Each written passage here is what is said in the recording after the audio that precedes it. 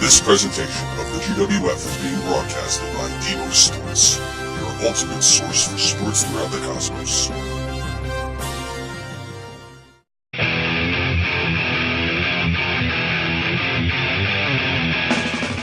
Hello everyone and welcome to the Diamond Ringside Report. My name is Johnny Diamond, and with me again, former GWF Heavyweight Champion, the legendary Pegasus the Powerful, to once again rock the wrestling galaxy with a 10-carat report. We are here live on Demos, broadcasting all across the Interplanetary region, and of course those of you who are on Earth, you are listening to us on our Facebook page, Filsinger Games discussion boards, and the greatest board in the galaxy. Either way, thank you for joining us. Champ, we have another pay-per-view coming up known as Aggravated Assault. A lot of interesting things have happened since the last time we were here. Interesting is an understatement, Diamond. The Interplanetary Championship has changed not once, but twice since our last show. Not to mention the Tag Team Champions twice as well. This card is going to have a few rubber matches, and these aren't the only two. Yes, in fact, we have 2 matches total within the Infinity Challenge that have rubber matches. One of them being the Tag Team Championships, and the other... Let's get into it later, Diamond. You talked me into using this stupid guide to follow during the show. That's not for me, Pegasus. It's for Demo Sports. They want to make sure we follow a specific flow. Whatever. Let's just get to the first match. First match, GWF Women's Championship, in which Mother Superior defends her championship against Sean Ra. The challenger, Sean Ra, is trying to bring the title back to Team Dialectus, but this is obviously not a part of the Infinity Challenge. Really, Diamond? That wouldn't happen to be because Mother Superior isn't competing in the Infinity Challenge, is it? As a matter of fact, you are...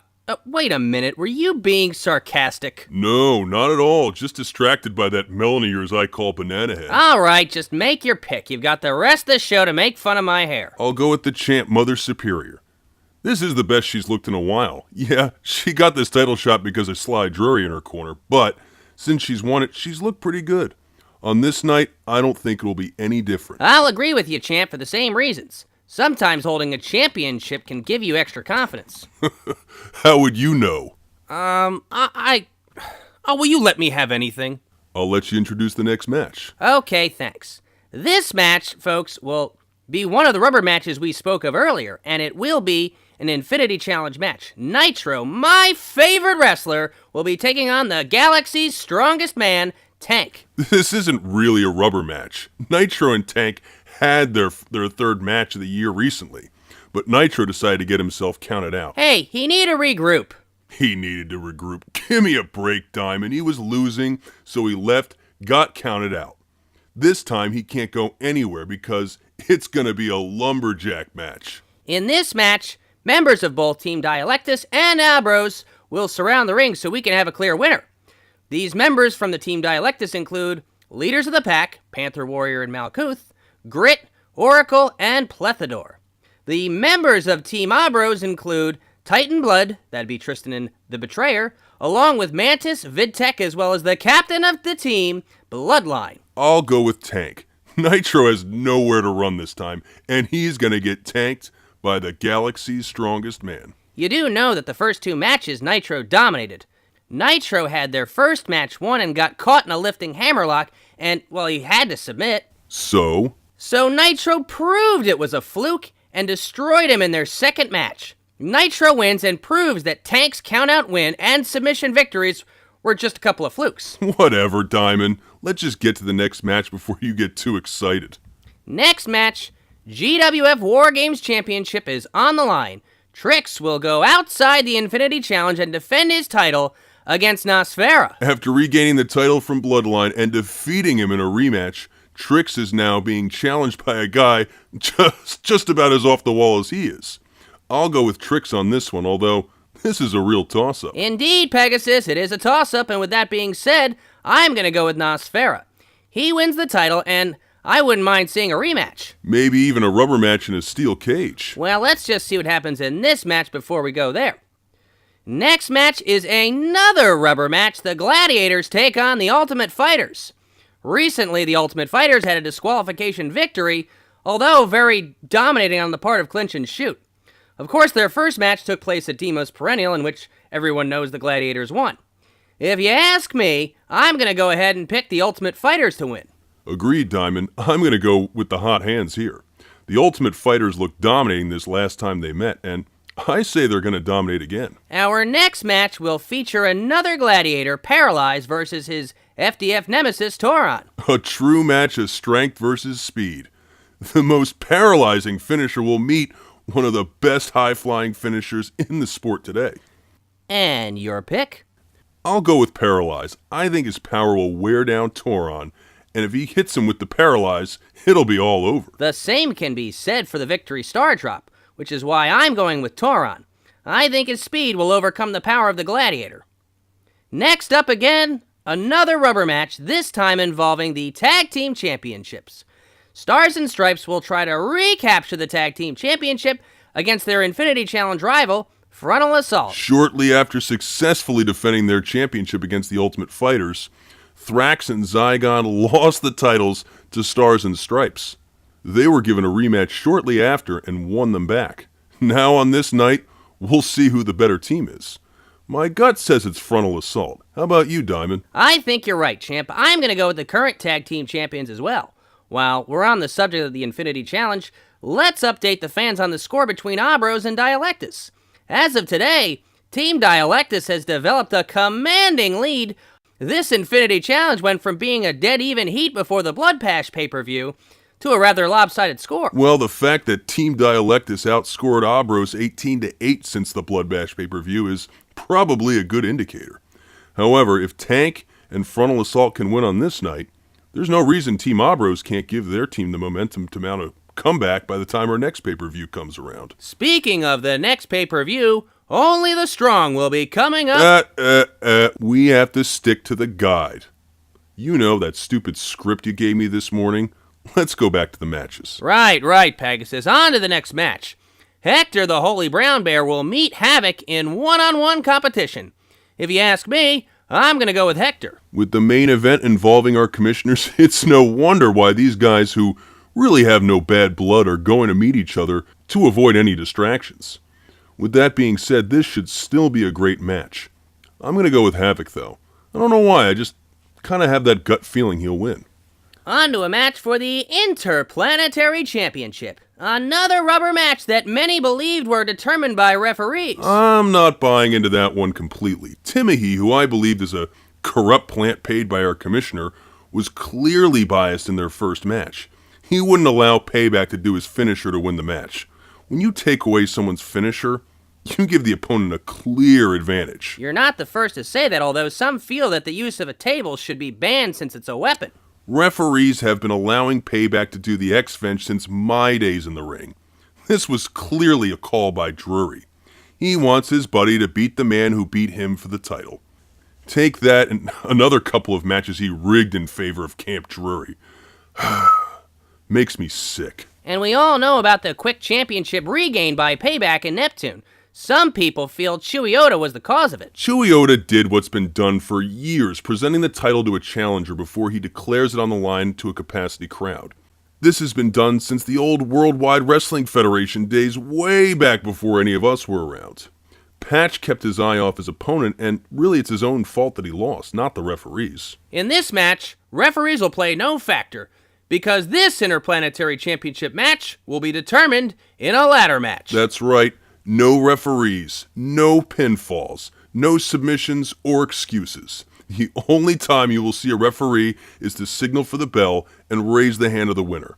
I believe that winner will be Payback. Agreed, Pegasus. I think the match will end after next Venge from the top of the ladder. That would actually be pretty cool, Diamond. Good thinking. Well, you know, the broadcasting school has really been paying off. And now on to our main events. That's right, there are two. The announcements of these main events are made possible by our sponsor. The Diamond Ringside Report is brought to you by Cannibal's Headhunting Services. Do you feel like a hopeless renegade in your job? Do you feel like you've been reporting to the equivalent of those in the zoo of the Savage Kingdom? Well, never fear, Cannibal the Headhunter is here. In more ways than one, Cannibal and his staff will give you a free consultation to find spine-cracking cons of your current role and help you find your dream jobs with throat-slit approach to the industry. The economy can be a real jungle out there, so go with a headhunter that will get you what you truly deserve. And let me tell you something else. Johnny Diamond is a real pain in the ass to work with. And if Demo Sports weren't paying me so well, I'd likely retire because I have lots of money as it is. But pretend I didn't, I would definitely go to Cannibal the Headhunter, and he would get me a dream gig. You know what? Why don't we just get to the main events? Main event number 1, Endgame versus Incubus. While it's their third match of the year, Incubus is 0-2 against Endgame since Demo's perennial. Not to mention, there are no titles or even a guaranteed title match on the line. Just a good old-fashioned grudge match. Incubus has been obsessed with defeating Endgame. If you don't mind me cutting you off for just a second. Actually, I do. But go ahead. Sorry, champ, just a little trivia here. Do you remember the last time that Incubus defeated Endgame one-on-one at a major pay-per-view? Wow. We're going pretty far back since Incubus spent all those years wrestling with Bloodline as Divided We Fall. They last fought one-on-one at a pay-per-view in 2120, didn't they? Actually, you're right, Pegasus. It was a number 1 contenders match, which Endgame actually won. So, when was it? You really want me to tell you? You can tell me or I can beat it out of you. Whoa, no need for that, champ. I'm just messing with you, Diamond. Sort of. The last time Incubus defeated Endgame was Demo's Perennial 2119, the first Demo's Perennial after the end of the Cosmic Wars. Oh, that's right. Many on the roster were laid off by then Commissioner Massive after the galaxy-wide depression. Which is where the New Beginnings tournament crowned a new heavyweight champion. Incubus defeated Endgame in the semifinals, and of course then he went on to defeat Disaster to become the new GWF heavyweight champion. I remember a lot on the roster, not to mention some of us on the pension were stunned by Incubus. No one thought he was good enough to win the tournament. He really stepped up his game and has been just as good ever since. Except for the fact that he hasn't defeated Endgame since then. Very true. So, who do you pick? I'll go with Incubus. He looks too intense to lose. I've been there before and I know what he's going through. Incubus is my pick. Well, I'm going to go with Endgame. I'll believe Incubus can beat him when I see it. Endgame, in my opinion, has his number. And now on to our second main event for the GWF Heavyweight Championship. A triple threat match involving our 2 commissioners, the Aethrin Overmaster and Sly Drury, challenging a man they worked very hard to sign away from the All Central Entertainment, Paganax. Well, I doubt the Aethrin Overmaster had anything to do with the signing, but regardless, this is... What? I'm torn, Diamond. I mean, part of me feels that these 2 commissioners being in the main event is what's wrong with professional wrestling today. But at the same time, I'm kind of liking the dissension between these 2 lately. They've been fighting like a married couple. Well, let's go back to what's wrong with this. As we know, the 2 commissioners are in this match. True. Let's go back to the way Drury got himself into this match. After Drury lost the Interplanetary Championship to Payback, he threw in his hat for the GWF Heavyweight Championship contention. Sly Drury defeated Endgame in a number 1 contenders match. A number 1 contenders match involving stormtroopers as well as that corrupt referee Timothy. What's worse about this is Endgame cashed in his rematch clause, and while he won the match, it was by disqualification. Rather than granting him another match, Commissioner Drury set up, in more ways than one, this number 1 contenders match. Alright, let's go on to the part that's making me feel better. Right, champ. Commissioner Drury forgot that there was already a number 1 contenders match. That's right. At Blood Bash, Drury, that dope, either forgot or he didn't care that he had already booked a number 1 contender when his counter jackwagon part defeated Incubus at the Blood Bash pay-per-view. You know, maybe you're right. Maybe he didn't forget, and this was his plan all along. Either way, he's still a dope. Perhaps he is. With that being said, champ, I think the Aethrin Overmaster wins this one, and once again becomes champion. I'm gonna go with the champion Paganax. I think the two commissioners are going to get distracted with each other, then explode, giving Pagan Axe the opening he's looking to retain his title. As we come to a finish of this show, let's talk about the upcoming pay-per-view known as Only the Strong. Okay, Diamond, seriously, we haven't even got through the Aggravated Assault pay-per-view. Why are we already talking about Only the Strong? Should we wait until next show after the results are reported? Well, fair point, but the script I gave you earlier this morning states we should at least touch on it since it's never been done before. Oh, that's right, the almighty script. The end-all be-all. Ahem. The Only the Strong pay-per-view will shake things up in the GWF. This pay-per-view will consist of a series of triple threat matches in the style of Battle Zone matches. Meaning, 3 guys start under triple threat rules. The guy that wins eliminates the other 2, bringing out 2 more, so on and so forth until we have a winner. Well, actually... actually, that's pretty accurate, Pegasus. Well said. Great.